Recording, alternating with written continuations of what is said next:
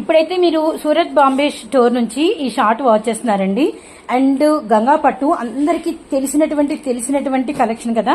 And ఈ సారీస్ అసలు almost మీరందరూ ఎక్కడ సెర్చ్ చేసినా 600 ఎబోనే ప్రైస్ అయితే చూసింటారు.